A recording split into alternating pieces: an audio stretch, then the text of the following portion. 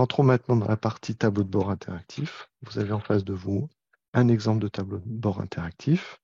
C'est celui qui est sur la page d'accueil. Vous choisissez le groupe ou l'entreprise et l'établissement. Et vous choisissez également la période d'analyse. Par défaut, on choisit toujours une période d'analyse mensuelle. Les tableaux de bord interactifs, en fait, sont des pages web qui contiennent différents indicateurs. Un indicateur, qu'est-ce que ça va être? Ça va être un petit camembert, un petit histogramme, un carreau de performance. Et ces indicateurs communiquent entre eux et servent de filtre, en fait.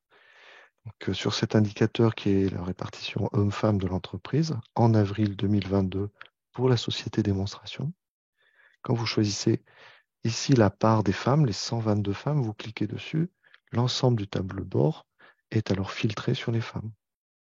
Parmi ces 122 femmes, il y en a 18% qui sont à temps partiel. Vous pouvez donc cliquer sur les 18% et vous filtrez alors sur les 22 femmes à temps partiel de l'entreprise. Alors, tous les tableaux de bord fonctionnent un peu de la même manière, avec des indicateurs qui permettent de driller en fait d'une information très générale à l'information que vous souhaitez. On peut visiter par exemple le tableau de bord effectif. Vous avez vu que sur la page d'accueil, vous avez un raccourci vers chacun des autres tableaux de bord. Il y en a 9 en tout. Voilà, par thème, rémunération, effectif, changement de contrat, arrêt, absentéisme, prime, rotation de personnel et effectif. Donc voilà le tableau de bord effectif. Même principe, je choisis de driller sur les femmes cadres.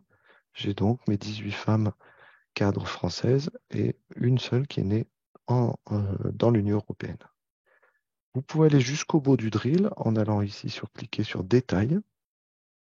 Dans Détail, vous avez la liste des 19 employés qui ont permis de trouver le résultat de votre rapport, de votre tableau de bord interactif.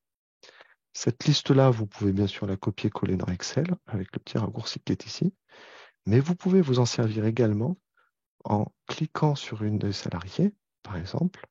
Vous arrivez sur un rapport individuel qui vous donne accès à la fiche du salarié personnel, professionnel, un historique de ses changements de contrat, et enfin tout ce qui s'est passé au niveau des rémunérations, des primes, des autres revenus et de l'absentéisme sur les 12 derniers mois glissants.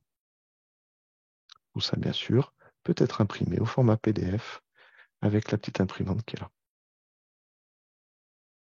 Donc là, on a vu ensemble le premier étage de la fusée, c'est-à-dire le socle Silay BI Studio, avec toute la partie standard qui est fonctionnelle et qui est disponible dès que vous avez chargé les fichiers DSN associés.